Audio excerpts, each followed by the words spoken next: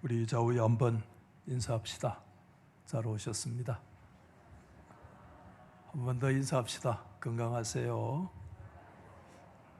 고맙습니다.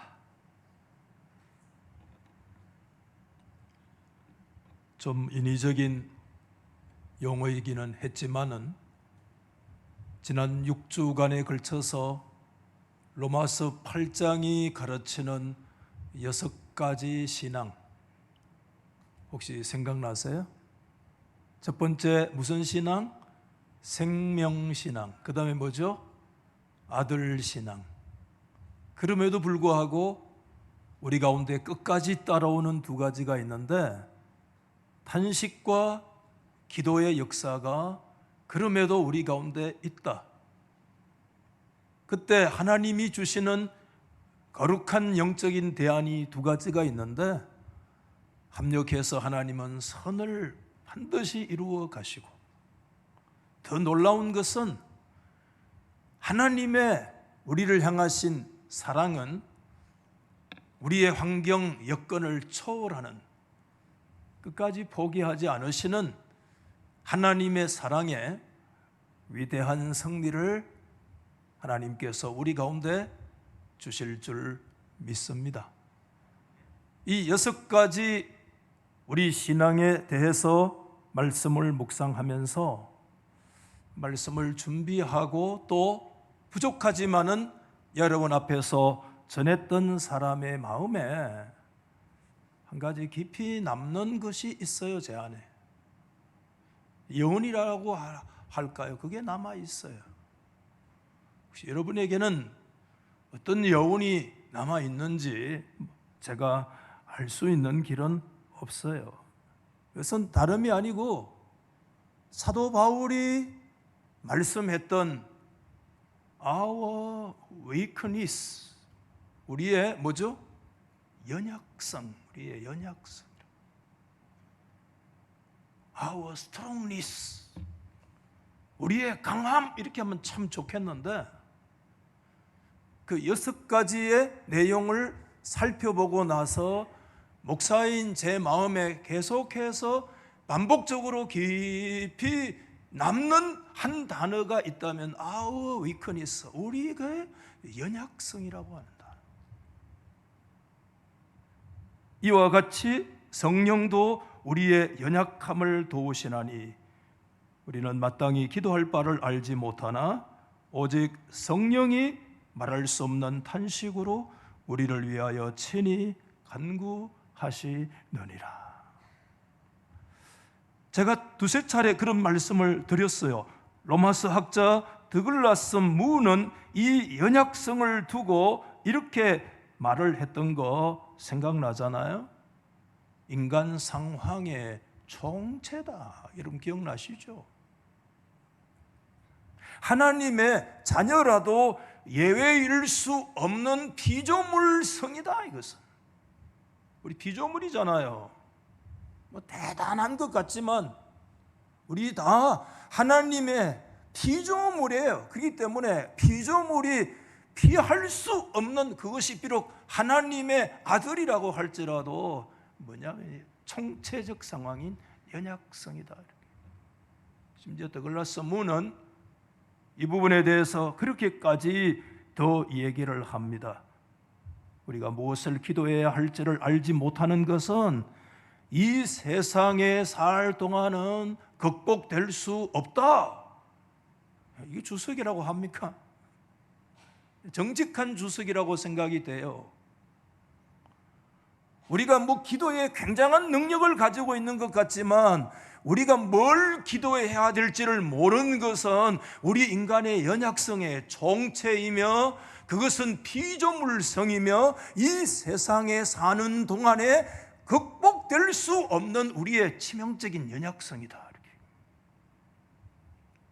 그래서 밑에 우리의 구원 역사에서 처한 포지션, 위치 때문에 불가피한 조건이다. 불가피 뭐죠? 피할 수 없는 그런 조건이 있는데 그게 뭐냐 하면 우리가 weakness, 연약하다는 거예요. 제가 이 연약성이 제 마음속에 드리워져 있는 하나의 여운과 계속해서 이 말씀을 드리는 가운데 한 이미지가 계속 저에게 좀 이미지로 연결되면서 떠올랐는데, 그게 바로 누구냐면 우리가 잘 아는 본문인데, 오늘 말씀이 정말 한 과부가 그 예수님의 비유잖아요. 밤낮 울부짖고 있는 이 과부의 모습이 이 연약성의 이미지하고 제 안에 계속 이게 떠올랐어요. 왜 인간의 총체적인 연약성의 문제가 제 마음속에 남는 여운이었는데, 그 여운과 더불어서 뜬금없이 오늘 누가복음 18장 예수의 비유에 나오는 이 밤낮 울부짖고 있는 한 과부의 모습이 이미지로 연계되어지고 있는가에 대해서 계속 질문을 던져도 저 자신도 그 이유를 정확하게 잘 알지를 못하겠습니다. 분명한 것은 오늘 여러분 잘 아시는 이 비유에 등장하고 있는 과부는 어떤 존재인가 하면 절대적 약자의 모습으로 등장하고 있다는 것입니다, 여러분. 절대적 약자의 모습. 여러분, 오늘 21세기 소위 대명천지를 살아가는 오늘 우리의 사회 속에서도 우리 눈에 보이지 않는 악이 있죠. 그걸 사회 구조적 악이라고 그러잖아요, 여러분. 그게 오늘 우리 공동체에게 큰 고통을 주고 있어요.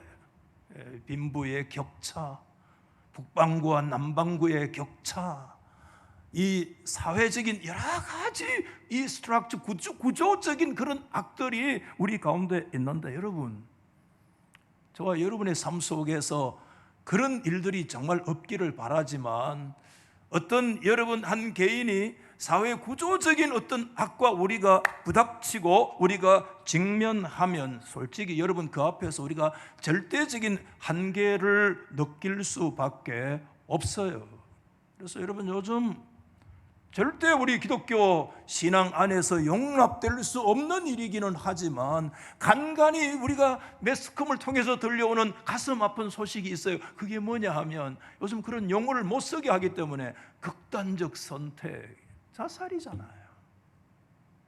그런 것도 그 속에 뭐 다 케이스가 다르겠지만 대체로 보면 한 개인이 어떤 거대 악에, 어떤 보이지 않는 구조적인 악에 직면해서 거기에서 인간의 어떤 총체적인 한계에 부닥치면서 자신의 억울함, 자신의 원한을 어쩌면 그런 극단적 방식을 통해서 표출하고 있는지 모르겠어요. 저는 저의 형님이 군에서 순직하셨다는 것을 여러 차례 올해 말씀을 드렸어요. 제가 초등학교 1학년 때쯤이니까 지금으로부터 계산해보면 50년이 훨씬 넘는 정말 오래전 일이에요, 여러분. 까마득한 옛날 일이. 그렇기 때문에 온 집안이 사실상 그 문제는 그 이후에 집안의 거의 금기사항이라 부모에게도 잘 그 내용을 묻지 않고 형님에게도 묻지 않고, 제가 이제 이 나이가 되니까 요즘 큰형님을 만나면 큰형님 연세가 더 들어가시기 전에 제가 자꾸 그게 궁금해서 그때 상황이 어떻게 됐는가에 대해서 형님 만나면 자꾸 제가 그것을 반복적으로 물어보는데, 형님도 그 현장에 수습위원으로 갔기 때문에 그 젊은 청년 때 그거 따라갔단 말이에요, 큰형님이. 그렇기 때문에 정말 그 얘기를 잘 하고 싶지 않아서 가끔 제가 형님한테 그 형님의 기분과 눈치를 봐가면서 제가 궁금한 걸 자꾸 물어봐요. 왠지 그게 자꾸 궁금해요. 형님은 군 제대 며칠 앞두고 군에서 사고로 그렇게 생을 마감했는데, 여러분 지금부터 50년 훨씬 전에 제가 우리나라의 국방부를 제가 폄훼하고 싶지는 않지만 일단 사고가 터지면 무조건 그냥 그 자체를 덮어버리려고 해요, 여러분. 그냥 대충 처리해버리려고 해요. 그래서 여러분, 제가 알기로는 형님이 군에서 순직을 했는데도 그 처리가 정말 그게 굉장히 억울한 방식으로 그렇게 되어졌을 가능성이 많아요. 그래서 아버지 소위 말하는 일자무식이죠. 그런 분이 여러분 정말 어떤 거대 조직인 한 정부와 어떤 국방부와 어떤 그런 문제를 그 억울함을 가서 밝힌다라고 하는 것이 여러분 그게 쉽겠습니까? 결코 쉽지가 않아요. 그래서 이제 도움을 좀 구할 수밖에 없는데 마을에 그때만 해도 그래도 좀 글 밝은 분들이 있잖아요. 대서방이라고 그랬어요. 대서방. 대서소 알죠? 대신 써주고 서류 작성해주고 그래도 좀 글자께나 아는 분들이 그런 분들이 마을에 꼭 한두 번씩 좀 식자가 있어요. 그래서 그 친구 아버님이에요. 동기 아버지예요. 그분에게 이제 아버지가 부탁을 해서 후배니까 자네가 좀 나서서 이 일들을 좀 밝혀주게 알겠습니다. 그렇게 해서 아버지가 그분에게 정말 그 필요한 거 정말 집에 뭔 돈이 있습니까? 그 딸딸 어떻게 빚내가지고 그 돈을 자금을 주고 해서 정말 오래 걸렸습니다. 상당한 시간이 걸렸는데 그 문제를 바로 밝히게 되었어요. 근데 나중에 알고 보니까 어떤 일이 일어났는가 하면 그게 상당한 기간 동안에 그것을 밝히는 동안에 그때 이제 소위 막 연금이나 이런 것들이 이제 적체되어 있잖아요. 그게 그 문제가 해결되면서 목돈으로 한몫에 나온 거예요. 근데 알고 보니까 친구 아버님이 그 목돈 엄청 나왔는데 그때 다 닦아 먹으시고 아버지는 정말 조금만 주신 거예요. 그것만 해도 아버지는 문제 해결됐다고 감지덕지하고 감사하다고 콩도 갖다 주고 뭐도 갖다 주고 팥도 갖다 주고 뭐도 갖다 주고 상추도 갖다 주고 이웃집 건너 있었기 때문에. 근데 나중에 알고 보니까 80%는 닦아먹고 한 20% 준 거예요. 그래 아버지가 그때부터 한 잔 잡숫고 울분을 토하시면서 진짜 그 집에 가서 그런 얘기 한 번도 아버지 안 하셨어요. 그러시면서 아버지 그때 유명한 얘기를 하셨어요. 배운 놈이 도둑놈이더라. 그게 아버지의 문자였습니다. 배운 놈이 도둑놈이더라. 여러분 요즘 그런 거 있죠? 배운 놈이 도둑놈일 수 있어요.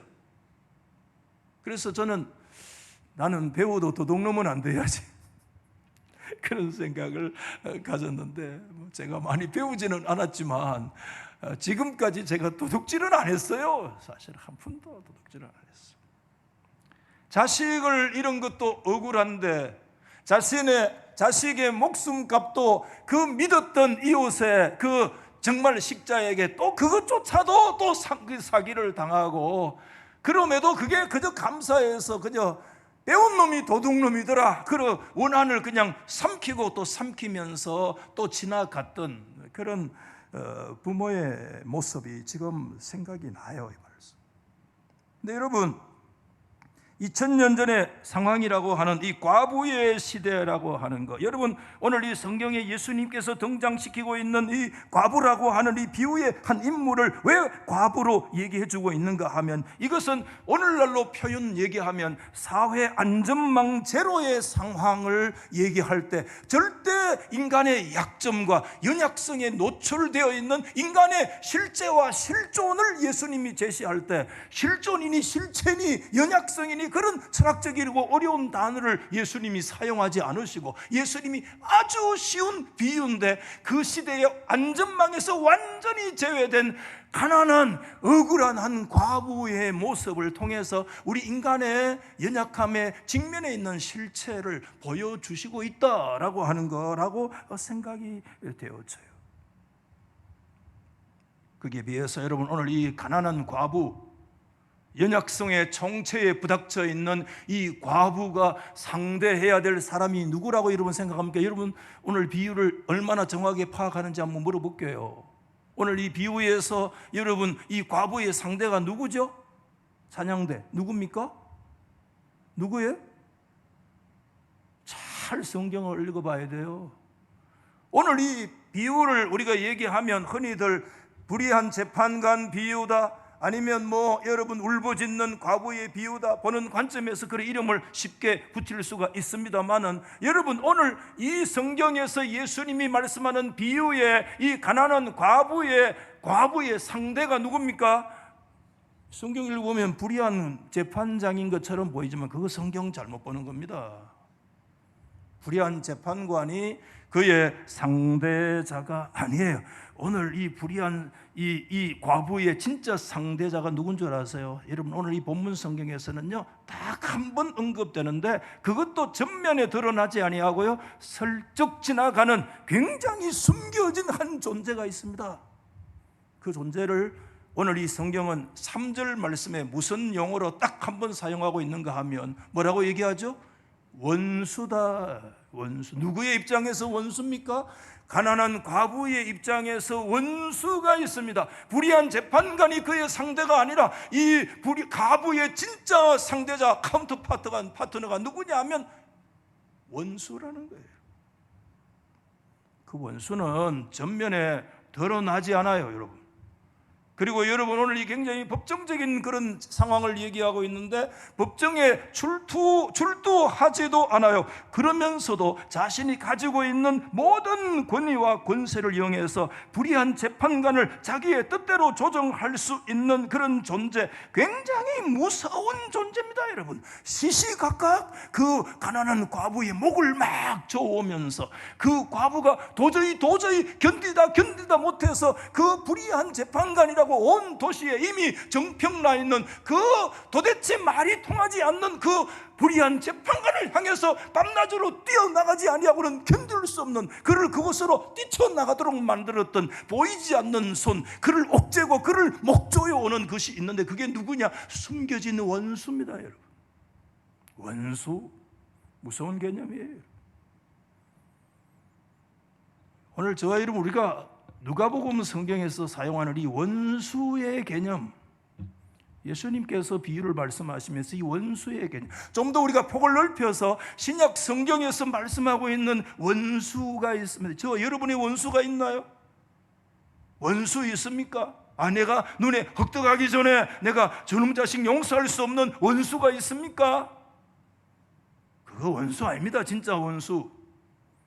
그거 진짜 원수 아닙니다. 여러분 정말 불쌍히 여기는, 정말 우리가 탄식의 안목으로 바라보면 그것은 나의 기도의 대상이고 나의 사랑의 대상이지 그게 나의 진짜 원수가 아닙니다. 오늘 누가복음에서 언급되고 있는 이 원수, 신약 성경에서 말하고 있는 이 원수의 실체에 대해서 여러분 어떻게 생각하고 계세요? 여러분 마태복음에서요 예수님께서 교회라고 하는 단어를 처음 언급하신 것이 어디냐면 마태 16장에, 그때 이미 공생의 3년의 활동을 예수님 마칠 때 빌립보 가이사라라고 하는 저 북부지방에 가서 제자들을 앉혀놓고 사람들이 나를 누구라 하느냐, 너희가 나를 누구라 하느냐, 그 질문 속에서 그 유명한 마태 16장 18절에 예수님이 말씀하셨잖아요. 베드로에게, 너 베드로인데 내가 이 반석 위에 나의 교회를, 이때 마태복음에서 예수님의 입으로 처음 말씀하신 용어가 교회, 펜 에클레시안, 나의 교회에 대해서 예수님이 얘기를 하셨는데 이게 예수님이 교회에 대해서 처음 언급되는 부분이에요. 여러분 놀랍잖아요. 예수님의 입에서 교회가 언급됐다? 그 교회를 일컬어서 예수님이 뭐라고 얘기하느냐? 텐 에클레시안, 나의 교회다라고 얘기를 하는데, 여러분 제가 말씀드리려고 하는 것은 마태복음에 예수님이 처음 교회를 언급하실 때 그 문장에 뭐와 대등하게 말하고 있는가 하면 엄부의 권세가 이기지 못하리라. 여러분 영어 성경을 보시면 엄부의 권세를 어떻게 되어 있어요? NIV 성경에 보면 The Gate of the Hades라고 해서, 하데스가 뭡니까? 지옥의 대문이다, 그렇게 되어 있어요.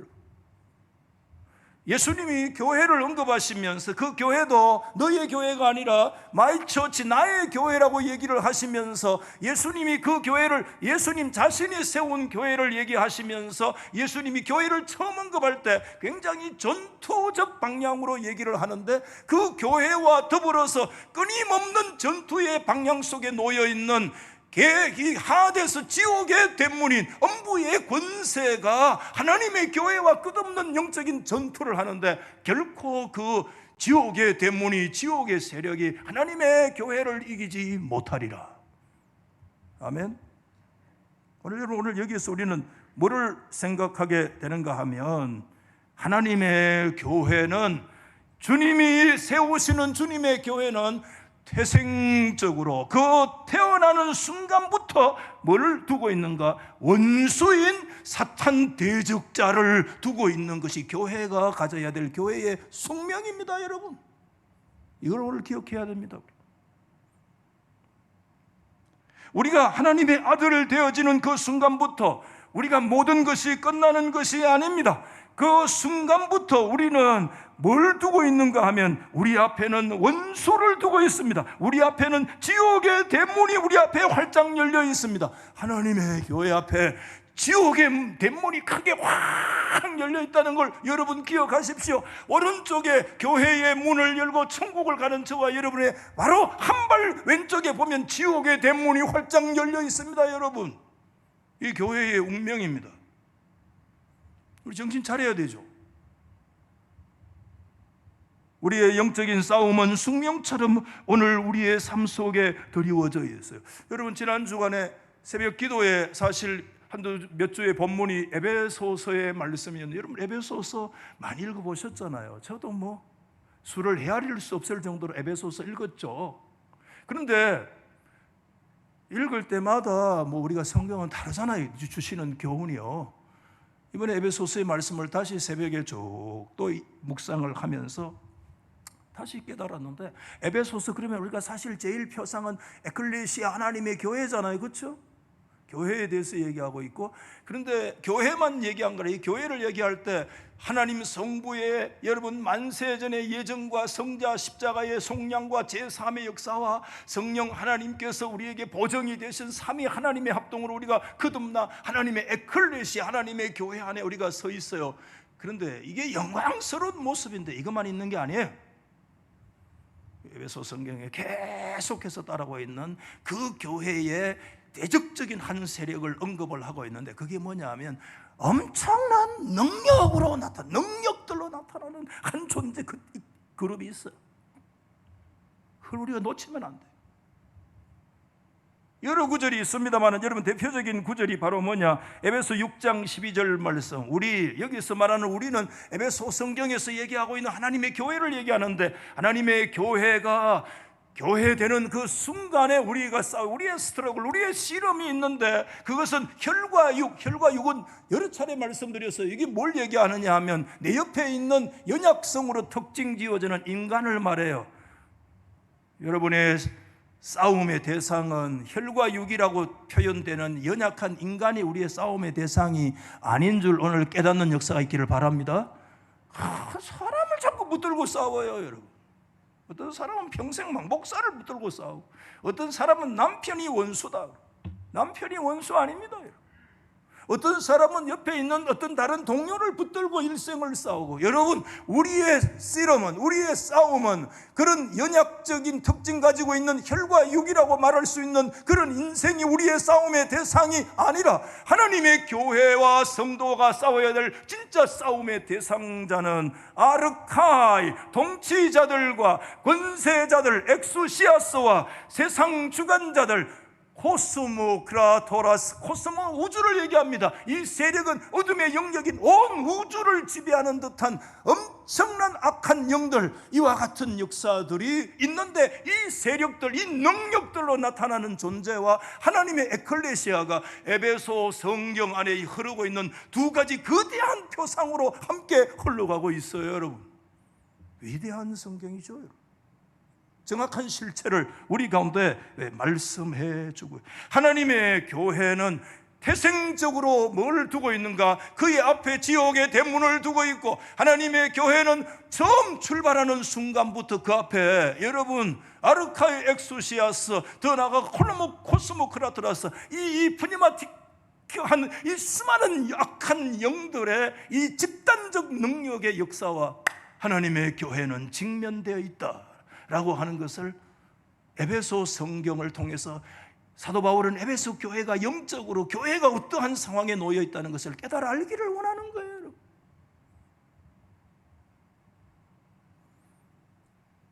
여러분, 원수 대적에 직면한 교회, 이 교회와 오늘 목사님이 오늘 누가복음 18장 말씀에 나타나고 있는 이 과부의 모습이 도대체 무슨 상관이 있느냐, 그런 질문을 가질 수가 있어요. 제가 보면서 제가 여운이 바로 이 과부에서 남았다고 말씀을 드렸잖아요. 그래서 저는 저 나름대로 또 비유에 대해서 살펴본 적도 있는데, 다시 제가 갖고 있는 책이 한 17권쯤 되는데 쭉 이 부분을 살펴봤는데 별 감흥이 없었어요. 그러다 여러분, 사이먼 키스터 메이커 예수님의 비유라고 하는 책을 읽는 중에 키스터 메이커가 이 본문의 과부에 대해서 설명을 하면서 이렇게 딱 한 줄로 해석을 하고 있는 내용이 제 눈안에 들어왔는데, 여러분 읽어보시면 좋겠습니다. 시작. 어떤 의미에서 이 밤낮 부르짖는 끈덕진 과부는 뭐 하는 것과 같아요? 기도하는 것. 그럴 수 있어요. 그러나 과부는 좀 줄이면 교회의 모습이다. 과부는 교회다. 여러분 생각해 보셨어요? 오늘 이 누가복음에 예수님이 비유로 말씀하는 밤낮 부르짖고 있는 이 과부는 바로 뭘 얘기하느냐? 오늘 교회가 어디 뭐 따로 있어요. 객체로서의 교회가 아니라 주체로서 내 자신이 교회잖아요. 이 과부가 어떤 2000년 전에 한 과부의 모습을 예수님 비유로 얘기하는 것이 아니라 오늘 연약성 앞에 직면해 있는 여러분들이 과부고 제가 과부예요. 교회예요, 이게. 여기 이런 깨달음이 있기를 간절히 바라요. 왜 교회라는 단어가 성경학자의 글에 나올 수밖에 없었는가 하면, 교회라는 단어가 오늘 본문 안에 없습니다만은 다른 표현을 얘기하고 있습니다. 여러분 7절 말씀에 보니까 예수님 그렇게 얘기하셨잖아요. 7절에 하물며 하나님께서 그 밤낮 부르짖는 누구라고 그랬어요? 택하신 자들의 원한을. 이 택하신 자들이 누구예요? 에클레시아예요. 이게 교회예요. 교회가 왜 에클레시아예요? 에크 몸으로부터 칼레오 하나님께서 불러서 그래 만들어진 공동체가 택한 받은 공동체를 에클레시아라고 그러잖아요. 여기에서 밤낮 부르짖는 택하신 자, 밤낮 부르짖는 에클레시아, 주님께 부름받은 교회의 모습을 말씀해 주고 있다라고 하는 거예요. 그 교회의 모습에서 여러분 오늘 이 7절 말씀을 여러분 가만히 보시면 굉장히 어떤 개념적으로는 모순 개념이 이 안에 들어가 있어요. 하나님이 택하신 자들이라고 얘기하잖아요. 하나님의 아들 됐잖아요. 하나님의 아들 되면 클라이맥스 찍는 거 아닙니까? 끝나는 거 아닙니까? 그런데 여러분 그 다음에 보면 그 하나님이 직접 택하신 하나님의 에클레시아인데, 하나님의 자녀요, 하나님의 아들인데 그에게 뭐가 따라오느냐 하면 밤낮 부르짖는다는 거예요. 여러분 오늘 이 말씀이 조금이라도 깨달아지기를 바라요. 하나님의 택한 하나님의 교회를 뭐라고 말씀하느냐? 그 존재는 밤낮 하나님 앞에 부르짖는, 울부짖는 그런 백성들이다. 여러분 지상교회의 실체입니다. 여러분 실체예요. 이게 신앙인의 실체입니다. 여러분 미안하지만 예수 믿고 눈물 끝나는 것을 기대하고 예수 믿으면 그 신앙생활 잘못하는 것입니다. 미안하지만 예수 믿는다고 우리의 눈물이 끝나지 않아요. 예수 믿는다고 우리의 탄식이 끝나지 않아요. 예수 믿기 때문에 진짜 우리 가운데 새로운 탄식이 흘러요. 오늘 새벽에 정말 사울이 죽었을 때 다윗의 그 라멘트 애가의 말씀을 살펴보면서 제 마음속에 있는 그 설교를 다 못하겠더라고요. 하나님의 백성들의 마음속에 진짜 그때 뭐가 있느냐? 탄식이 있어요. 우리 가운데 탄식이 있습니까? 교회를 향한 탄식이 있습니까? 주의 시대를 향한 탄식이 있습니까? 내 자신의 실체를 향한 탄식이 있습니까? 하나님의 분명한 자녀임에 틀림없는 믿음의 역사가 있는데 밤낮 울부짖지 않을 수 없는 탄식과 눈물의 기도로 하나님 앞에 엎드리지 않을 수 없는 연약성 앞에 붙들려 있는 우리들을 향한 우리의 이 모순된 상황 속에서 우리 탄식이 여러분 속에 있습니까? 그들 보면 저 사람 탄식이 있나? 너무 맑아. 탄식이 없어. 곁을 주지 않아요. 수지청정 무어야. 물이 너무 맑으면 고기가 없어요. 오늘 이 과부의 모습은 연약성에 노출되어 있는 주님의 교회인 저와 여러분의 모습이라는 겁니다. 두 가지 면에서 그래요. 첫 번째, 이 과부는 어떤 모습이냐 하면 공격받는 공동체. 교회는 뭘 하고 있느냐 하면 공격받고 있는 공동체입니다, 여러분. 공격받고 있어요. 여러분, 이걸 꼭 기억해야 됩니다. 하나님의 교회는 그 순간부터 지옥의 대문과의 공격 앞에 놓여 있습니다. 그래서 우리가 이적 행위하면 안 되죠. 우리가 아시다시피 사도 바울은 하나님의 교회의 이 공격 앞에 놓여 있는 공동체인 것을 알았기 때문에 그가 무슨 얘기를 했는가 하면 에베소 6장에서 두 번에 걸쳐서 그 유명한 하나님의 전신갑주를 입어라. 하나님의 그 풀 머리부터 발끝까지 하나님의 그 전신 갑옷을 우리가 쫙 입어야 된다. 왜? 우리 너무 잘 아시는 14절 이후에 그런 말씀을 주셨잖아요. 17절 말씀까지. 서서 진리로 너희 허리띠를 띠고 의의 호심경 우리의 생각 붙이고 평안의 복음이 준비한 것으로 우리가 믿음의 신발을 신고 모든 그 위에 믿음의 방패를 가지고 악한 자의 모든 불화살을 소멸하고 구원의 투구와 성령의 검 곧 하나님의 말씀을 가지라. 이게 하나님의 전신갑주인데 왜 전신갑주를 얘기하느냐? 우리의 머리부터 발끝까지 인간은 전방위적으로 전존재적으로 우리 지정이 전인격적인 모든 영역으로 뭐가 들어오느냐 하면 원수의 불화살이 계속해서 날아들어왔다는 거예요, 여러분. 엄청난 도전 앞에 서 있습니다, 여러분. 할렐루야 할 시간 없어요, 사실은.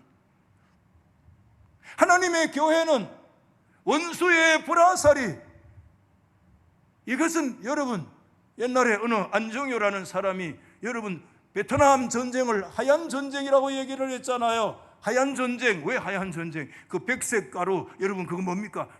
한번 막 하얀 전쟁. 눈에 보이지 않아요.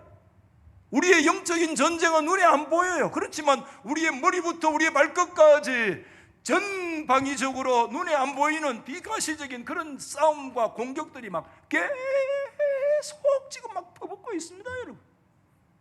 우리가 생각해야 돼, 하나님 앞에서. 그래서 우리가 하나님 앞에 이거 늘 모든 영역이 공격의 루트가 열려 있다는 거예요. 또 하나는 과부는, 둘째는 교회는 원한 공동체라는 거예요. 여러분 오늘 이 8절 말씀 가운데 한 절 걸러서 한 번씩 언급되는, 4번이나 언급되는, 오늘 본문에서 가장 많이 언급되는 용어가 뭐냐 하면 원한이라는 용어가 가장 많이 등장하고 있잖아요. 여러분 3절에 나의 원한을 풀어주시오, 5절에 그 원한을 풀어주리라, 7절에 하물며 하나님께 감나 부러지는 자들의 원한을 풀어주지 아니게. 이 비유의 말씀의 원한의 비유인데 여러분 하나님의 교회는 영적으로 바라보면 무슨 공동체인가 하면 어떤 존재인가 하면 원한의 존재고 원한의 공동체입니다. 우리가 가진 원한이 있습니다. 저에게 하나님 앞에 피눈물 나는 원한이 있습니다. 누구 때문에 아니에요. 인간의 총체적인 연약성 앞에서 가질 수밖에 없는 그런 원한이 우리 속에 있습니다, 여러분. 여러분, 사도 바울은 로마서 7장에 유명한 고백했잖아요. 선을 행하기 원하는 나에게 악이 함께 있는 곳이로다. 이게 바울의 원한이었습니다. 그는 24절에 오라 나는 곤고한 사람이로다. 이 사망의 몸에서 누가 나를 건져내랴. 이 영적인 고난이 그의 원한이었고, 이게 오늘날 교회의 실체에 빠져있는 우리들의 원한의 실체입니다. 절대적으로 기도에 부족한 저 자신의 모습을 바라보면서 하나님 앞에 원한이 있습니다. 그들에게 오래 참으시겠느냐? 내가 그들에게 이르노니 속히 그 원한을 풀어주시리라. 여러분, 오늘 이 말씀은 하나님의 관점에서 바라보면, 하나님은 기도의 응답이 하나님의 관점에서는, 하나님의 시간에서는 1.1억이라도 어기지 않고 주시고 얼마나 신속한 것이기는 하지만, 오늘 우리 성도인 우리의 관점에서 바라보면 때로는 여러분 얼마나 기도가 지리할 정도로 더딘 것처럼 느껴지는지, 그래서 우리는 얼마나 자주 기도하다가 낙심하고 중단하게 되는지 모릅니다. 그게 여러분 목사라고 하나님 앞에 서 있는 저 자신이 가지는 내적인 원한의 이유예요. 목사님은 쓰면 기도 줄줄줄 하겠지. 천만에 기도의 원한이 제가 이 세상에 살아가는 동안에 늘 있어요. 여러분, 하나님의 교회는 밤낮 부르짖는 과부는 본질적으로 공격받는 공동체이며 또한 원한의 공동체입니다. 그런 면에서 우리의 신앙은 우리 영혼이 오케이 해피한 것만 아니라는 거예요, 사실은. 오늘 이 비유가 절대적 연약성에 노출되어 있는 교회인 우리에게 그럼에도 소망이 되는 이유가 있다, 저는 그렇게 믿어요. 여러분, 소망이 되는 이유가 뭐냐? 우리 88신앙, 저는 끝부분에 두 가지 주님이 주신 대안이라고 생각을 했는데, 오늘 비유에 이 절대적 연약성 앞에 서 있는 하나님의 교회에 주신 우리 주님의 위대한 무기가 있다. 무기가 있다. 영적 싸움이기 때문에. 저를 한번 보십시오. 이제 눈을 좀 뜨시고, 이제 깊은 명상에서 설교를 듣는 분들도 많은데 다 들어요. 왜 듣는 줄 압니까? 욕을 하면 눈을 팍 뜨거든. 다 듣고 있다는 거야. 다시 말씀드립니다. 오늘 이 비유가 절대적인 약점 앞에 서 있는 하나님의 교회를 향한 주님의 위대한 소망이 될 수 있다. 주님이 우리 가운데 주시는 그 무기가 있다. 그 여러분 뭐라고 생각하세요? 궁금하죠? 아재 개그 궁금하면 500원 안 내도 돼요. 궁금하시죠? 그 무기가 뭡니까? 기대하십시오, 여러분. 그 무기가 뭐예요? 여러분이 그 무기를 놓치고 있는지 모릅니다. 여러분이 그 무기를 너무 쉽게 생각하고 있는지 모릅니다. 전에 써보니까 별 효용 없다고 이미 생각해서 이미 용도 폐기한 무기인지 모르겠습니다. 그럼 제 입에서 뭐가 나오기를 원해요?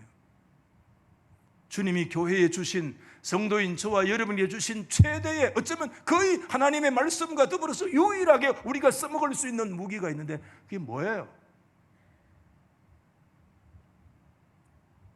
기도입니다. 기도라는 말이 올 때 벌써 몇몇 분이 고개를 끄덕이고 수긍하는 반면에 어떤 사람은 굉장히 실망한 듯한, 써먹어 봤거든. 그러나 여러분, 다시 오늘 이 시간에 말씀을 드릴게요. 그렇다면 우리는 기도를 아직 모르고 있는 거예요. 기도는 교회가 말씀과 더불어 사용할 수 있는 거의 유일한 무기입니다. 제가 이 비유에서 이제 말씀을 정리하면서 깨달은 것이 한 가지가 있어요. 그게 뭐냐 하면, 여러분, 비유의 대가 요아킴 예레미야스가 예수의 비유라는 책에서 오늘 본문의 5절 말씀 여러분 보시면 같이 봅시다. 시작. 이 과부가 나를 번거롭게 하니 내가 그 원한을 풀어주리라. 그렇지 않으면 늘 와서 나를 괴롭게 하리라. 갈로에서 제가 헬라 단어를 썼는데 휘포파이조라는 단어입니다. 이 단어를 요아킴 예레미야스가 해석을 하는데, 휘포파이조라고 하는 것은 합성어인데, 휘포는 뭐뭐 아래 이런 뜻이고, 그 다음에 이 뒤에 있는 파이조, 이거 뭘 뜻입니까? 이게 읍스라고 하는 것이 단어가 여기에 합성어로 되어 있는데, 그 단어는 뭐냐 하면 눈을 때린다 이런 뜻입니다.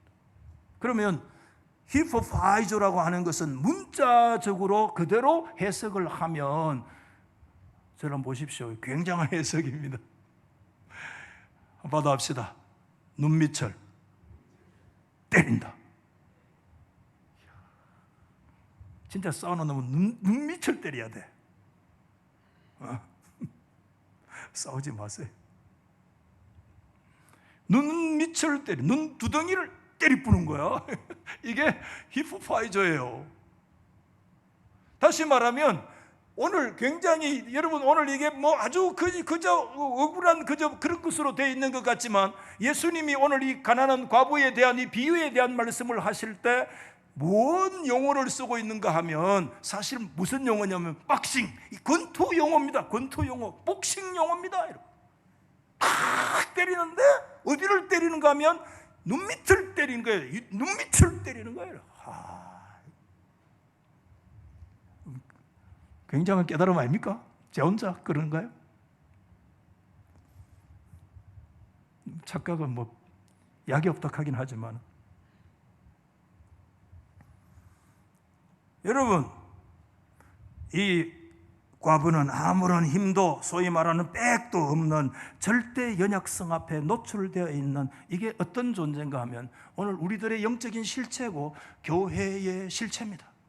교회는 원한 공동체이며 하나님의 교회는 수많은 전방위적인 하얀 전쟁의 공격 앞에 놓여있는 공격받는 공동체인 것입니다. 여러분, 근데 여러분 놀라운 것은 오늘 그 불의한 재판관이 여러분 과부가 나가서 뭐 했어요? 밤낮 부르짖었다. 이것을 그 과부의 기도입니다. 그의 무기가 있습니다. 그것이 뭐냐면 기도였습니다. 예수님은 그것을 복싱 용어, 권투 용어로 설명을 하면서 그 가난한 과부가 기도를 했다는 것은 오늘 이 성경에서 우리가 굉장히 생생하게 표현을 하면 사실상 뭘 얘기했느냐? 그 불의한 그 재판장의 눈밑을 때렸다 이런 뜻입니다.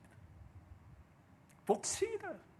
복싱에서 계속 기도했어요. 밤에 가서도 울부짖고 그 교회의 기도입니다. 원한 공동체의 눈물입니다. 하나님을 향한 탄식이 우리 가운데 있습니다. 한 번 탄식하고 또 한 번 눈물 흘리고 또 한 번 기대고 또 부러짓고 하는 그것이 뭐였는가 하면 저 도시에서 도대체 돈 먹이지 않으면 조금도 미동도 하지 않는 그 불의한 재판관이라고 정평나 있는 그 사람의 눈두덩이를 때리는 거예요. 그래서 오늘 여러분 5절 말씀에 뭐라고 그랬어요? 내가 그 원한을 풀어주지 않으면 그가 와서 나를 괴롭게 하리라. 이거 뭘 얘기하느냐? 한번 받아십시다. 불의한 재판관의 항복서는 원자폭탄 한번 맞아야 항복합니까?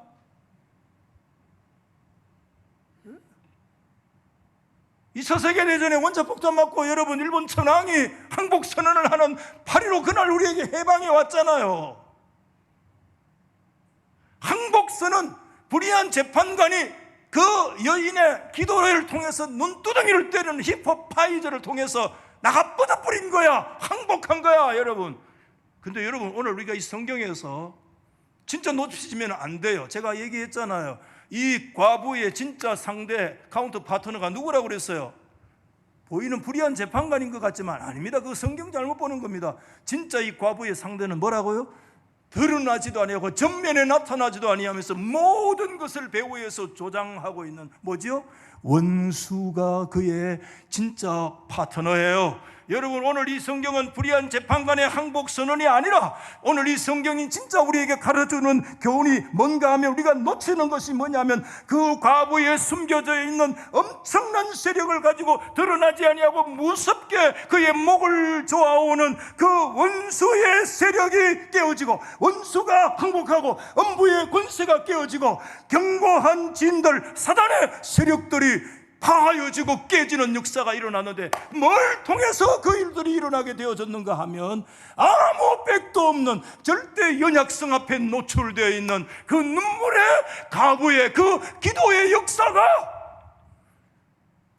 여러분이 불의한 재판관을 거꾸로 들였다고 생각하면 성경은 전혀 모르는 거예요.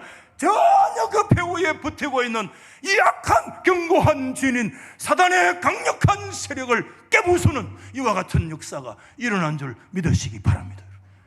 이 기도의 역사를 우리 가운데 보여주는 거예요. 기도 열심히 해라 그게 아니야.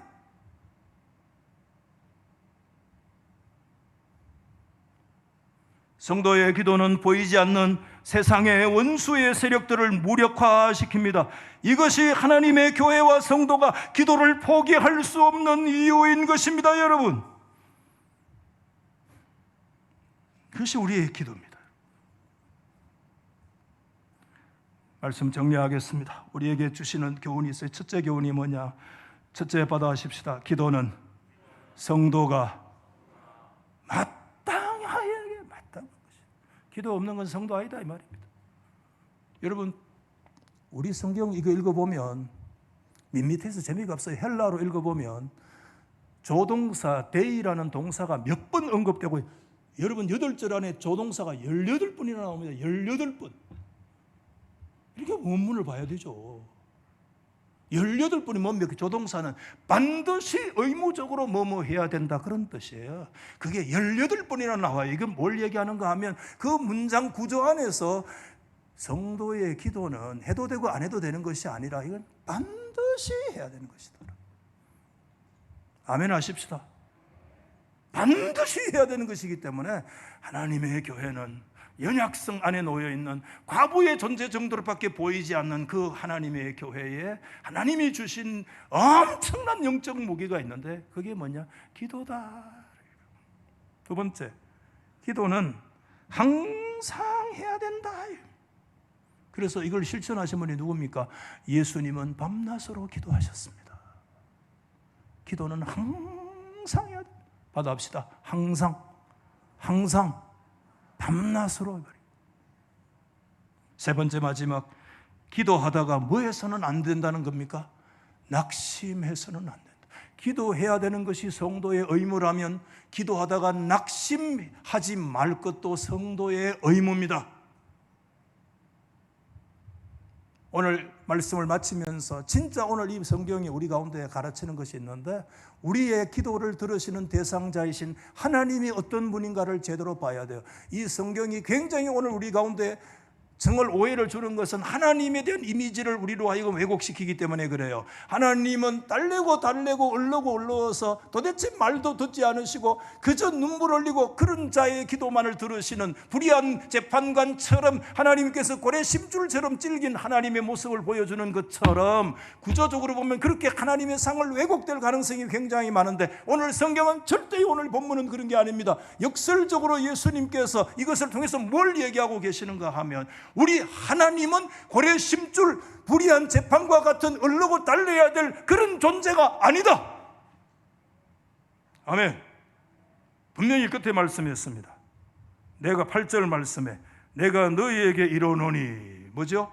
속히 그 원한을 풀어주시리라. 이게 자비로우신 우리 기도를 들으시는 우리의 아버지 하나님이신 줄 믿으시기를 예수 이름으로 축복합니다. 이 하나님의 역사를 붙들고 88신앙 이후에 한번 들은 것으로 끝나지 말고 이게 뭐로 연결되어져야 되느냐. 우리의 연약성 앞에 놓여있는 우리들은 기도의 삶 외에 우리가 살아갈 수 있는 길이 없다. 죽을 때까지 해야 돼, 기도는. 이 거룩한 역사가 저와 여러분의 삶 속에 계속 실천되고 적용되기를 나사렛 예수님의 이름으로 축복합니다. 우리 대구가 나온